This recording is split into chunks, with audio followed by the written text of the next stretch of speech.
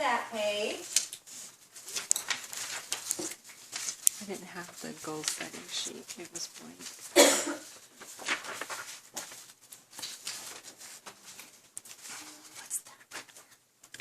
Okay, I'm going to say something right now that may sound a little blunt, but it's the truth, and I love to speak truth. The longer you choose not to use the right verbiage, the longer you're going to be frustrated, okay? The longer you choose not to use the right verbiage, the longer you're going to be frustrated. This will work a ton better for you if you'll use this verbiage that's been tried and true, and we know that it works. And it's also going to improve your belief system. If, as I go through this, there's something that sticks out to you and go, oh, I don't know if I can say that, I'd be embarrassed to say that, or I feel like, if there's something about the verbiage that you have a hang-up with, you need to get with your upline and practice, okay?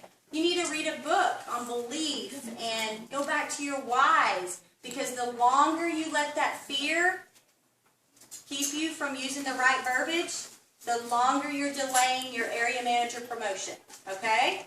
So let's just decide right now that fear is just going to take a seat, and you're going to be committed to using the right verbiage. So if you're going to do this, why not waste your time and do it with the right verbiage? This verbiage is simple, and it's actually all written out here. Hi, Susie. This is Heidi. Do you have a few minutes? I don't know if you know this, but I started building a business with Arbonne, and I started doing this because, as you know, I'm working 3 days a week still, and I'm working 3 10-hour days. And my biggest dream right now would be to be available for my family. So this is my plan. This is my plan. And I'm very serious about it, and I genuinely believe, I'm skipping, so I'm going to use this belief right here, and I genuinely believe, Susie, that you would love these products because they are botanically based. They are safe and good for you, and I know you're someone that cares about your health.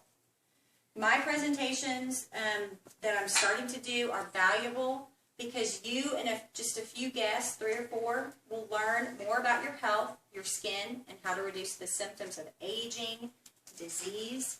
You can also get a free facial or a foot spa or sample things for you and a few friends. And in addition to that, there are a lot of discounts and goodies and rewards for hosting this. But bottom line, I generally think that you would want to hear the information that I share, and it would really help me get started to start practicing. Okay? If she says, well, yeah, I could probably do that for you, then you can tell her, great. Just for having it, you're going to get 35%. This is just whatever you want to do. Your rewards will be different, right? This is just an example. Great. You're going to get 35% off your order. And then this used to be what we offered. The $250, if sales are $250 or more, we would offer the $125 for $25. You can still do that, or you can offer the new hostess packages that we have, okay? We just got some new deals that we've been training on, and you can ask your upline about that. But the basic idea of that paragraph is you're going to, after they say, yeah, I could probably do that for you, you're going to offer them those rewards. Now, if they say they want to host an event, a lot of people will say, I think I can do that for you, but I'm walking around Walmart right now. I don't have my calendar with me, right? I'm at a ball game. I have no idea. This month is really busy, and so let me call you back. Click. Okay, what's going to happen? It's going to be really hard to get a hold of them and nail that day down. And when your upline calls you and says, so, did you get some activity? You're going to be like, 3 people said they would, but I didn't get dates. Well, that doesn't really do us any good because we can't set goals on 3 people who said they would, right? We need real dates. And so what works is for you to say, if you did host an event, Susie, what day of the week is best for you and the friends and family you're thinking of, okay? And what you're asking for is a Monday, Thursday, Saturday, and they're going to be able to name that day because they know that basketball games are on Tuesday and Friday, Sundays are out. They're going to be like, I think Friday would be, or, whatever day they list for you. Then you're going to look at your calendar, and if they say that they want Mondays, you're going to look at your calendar. You have all of your activities. You have your work, you have your church, your family, your birthday parties, all of your things on your calendar. You need to keep a good calendar in this business. And it's for you, not for other people, for your business so much. It's so you don't give away days you don't want to give away. You know how many presentations I did on Friday night when my son was a senior playing football? None. How many did you do? None. We guard that day, right? And so you're going to put all of that on your calendar. That way, if you're not following a script and someone says, yeah, I can do it. How about 2 weeks from Friday? And you go, yeah, that'll work fine. And then you look on your calendar, you're like, I just gave away the day of the birthday party. That's not good, right? So if you'll ask them what day of the week is best for you and the friends and family you're thinking about asking, they're going to know what day. That's going to give you the option. Now, if you have every Monday this month open, give them the first two, not the last two. Give them the first two. That way, if something happens and they reschedule, they can reschedule it in the same month. You've got a little wiggle room there. So give them the first two. Now, what if she says, oh, I really don't want to commit to one because I don't have my calendar. I'm really just going to have to call you back. What you need to say then is, can we just pencil it in? Can we just pencil it in on either the 10th or the 17th so that I can count on this? And I will call and confirm this with you tomorrow after you have a chance to look at your calendar. Can I just pencil it in? So it's kind of, it gives them a little like, nah, I'm not totally committed to that day. But you've got a little bit more of a commitment. And that way tomorrow when you do call and say, I'm just calling to confirm if the 17th really was a good day or not. And they're going to go, ooh, that's not a good day. And they're going to call you back, right? So it gives you something to work with there. Okay, next page gives you some tips, some great booking tips. Now again, you need to keep this. I would make a copy of this, and I would keep one at your house, one at your work, and one in your car, or one in your purse. Why? Because you're going to leave messages for people, and they're going to call you back, and they're not likely going to call you back at the right time when you're sitting with the script in front of you, right? And so if you try to do it on your own again, you can go off the rails and forget to tell them what the rewards are or forget to use the verbiage. I genuinely believe you would benefit from this. And you'll use different verbiage and it won't work as well for you. So again, keep this close to you. Now, every time you pick up that 1,000-pound phone, you're going to get something. What? Every single time if you follow the script under this tips. Because if they say no to the first thing, you're going to ask them for the next best thing. If they say no to the next best thing, you're going to ask them for the sample.